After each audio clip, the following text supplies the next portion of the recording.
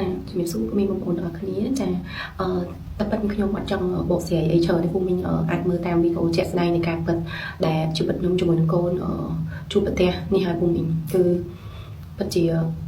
ទទួលរងការជឿចាប់បែបណាចាហើយវីដេអូនេះខ្ញុំថតនៅកន្ទប់ព្រះអង្គនេះខ្ញុំហ៊ាននិយាយថាគឺអ្វីដែលខ្ញុំនិយាយគឺពាក្យពិតអ្វីដែលមានក្នុងចិត្តខ្ញុំពិតគឺមិនបានប្រឌិតឬក៏ហក់ដើម្បីដូចអ្វីដែលគេចោទប្រកាន់ខ្ញុំថាដើម្បីខ្ញុំចង់ល្បីឬដើម្បីលុបលទ្ធផលអីទេគឺអត់មានទេចាអញ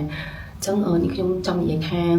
តើដួងឆាយហ្នឹងខ្ញុំសូមនិយាយហ្មងតើចង់បានអីឲ្យប្រកបចា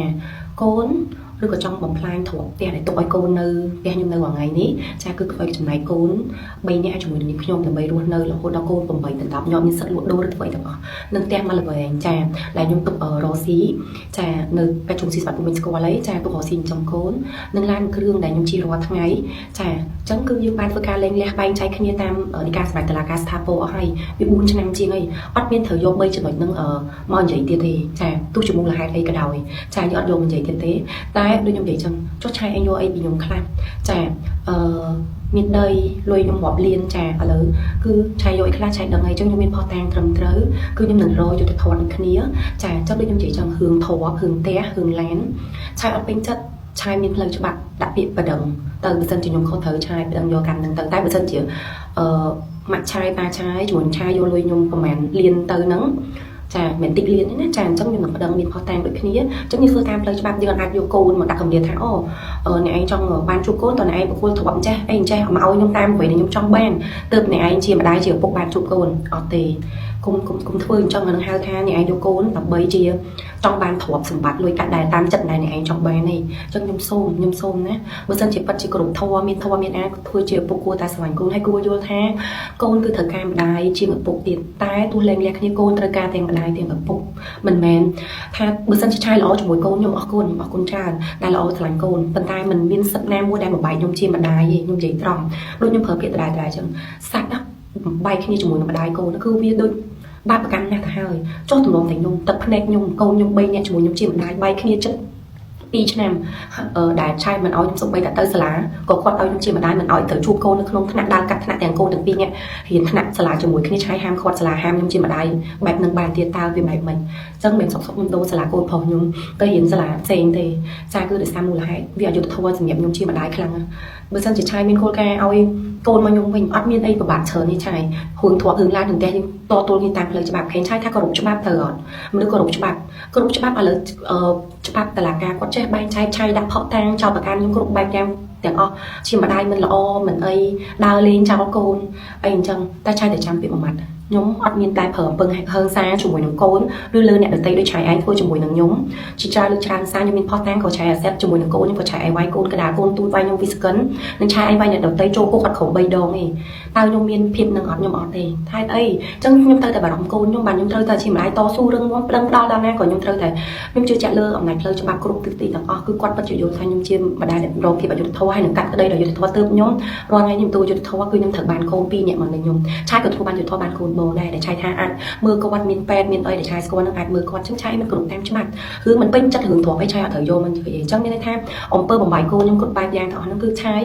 គឺដើម្បីតែទ្រព្យទេត្រូវទេដើម្បីឆាយឯងចង់លេបលឹះកម្លាំងនេះឈាមខ្ញុំលុយរាប់លានដែលឆាយឯងយកទៅជាមួយនឹងឪពុកម្ដាយឆាយហ្នឹង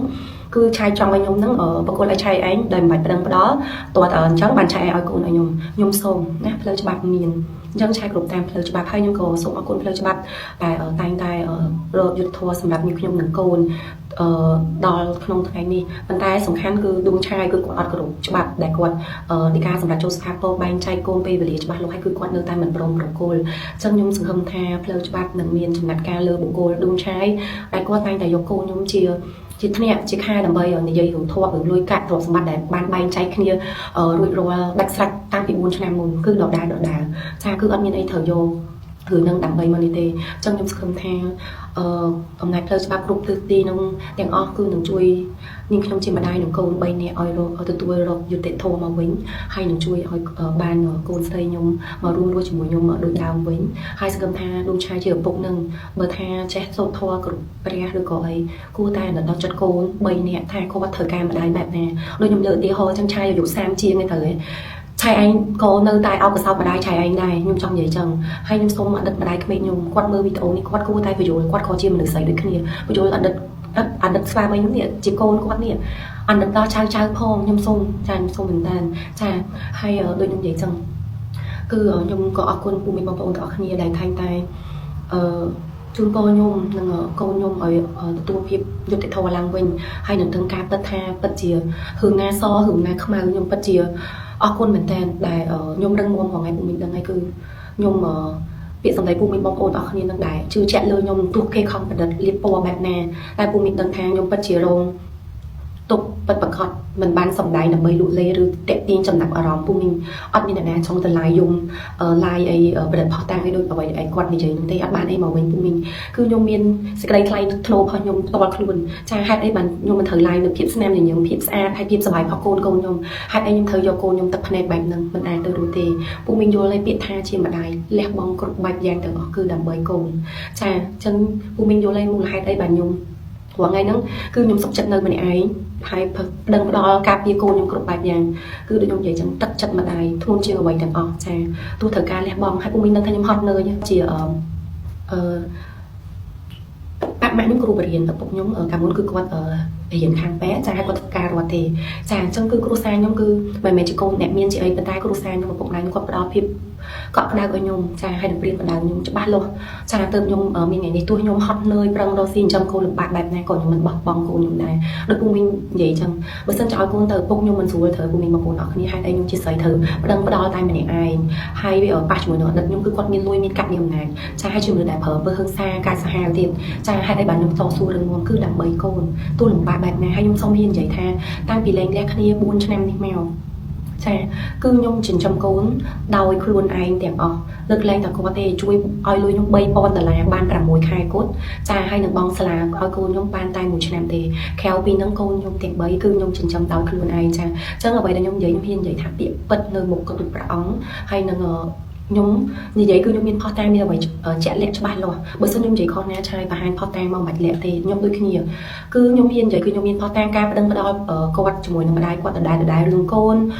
ដើម្បីយកលេសទៅជារឿងទ្រាំផ្ទះកូនខ្ញុំនៅរងថ្ងៃឡានមកគ្រឿងហើយនឹងផ្ទះមកល្បែងខ្ញុំទុករកស៊ីនឹងទេវាមានអីលើសនឹងទេចាហើយចឹងគាត់គួរយល់ថាឡានយើងចែកគ្នាក៏ខ្ញុំមានឡាន Escalade គាត់យកមកគ្រឿងខ្ញុំមានមកគ្រឿងចែកគ្នាហើយនឹងលុយកាត់ជាច្រើនទៀតចាតែខ្ញុំអត់ចង់លើកតែពុកមិនឃើញខ្ញុំឡាយពេលដែលលែងលះដល់លើហ្នឹងគឺរឿងទ្រាំខ្ញុំបកស្រាយខ្ញុំជាមនុស្សស្រីអត់ដូចជាមនុស្សប្រុសដែលអន់ចរិតយករឿងដដែលមកនិយាយពុកមីងខ្ញុំមាននិយាយថាខ្ញុំជាមនុស្សស្រីប៉ុន្តែខ្ញុំអត់ធ្វើចរិតឲ្យអន់នេះមិនដូចមនុស្សប្រុសខ្លះដែលចរិតមនុស្សប្រុសទេតែអត់ដើមถึง5ហាត់ទេនិយាយអន់មែនតើអន់ជាងចរិតមនុស្សស្រីទៀតប្រុសចរិតស្រីអន់មែនតើមកខ្ញុំហ៊ាននិយាយចឹងនិយាយដដែលអត់មានផុសតាមប្រឌិតដើម្បីខ្លួនឯងត្រូវចាអញ្ចឹងខ្ញុំអរគុណមីងបងប្អូនទាំងអស់គ្នាសង្ឃឹមថាខ្ញុំនឹងទទួលយុត្តិធម៌ឆាប់បានជួបជុំកូនវិញឆាប់អរគុណមែនតើបងប្អូនទាំងអស់គ្នា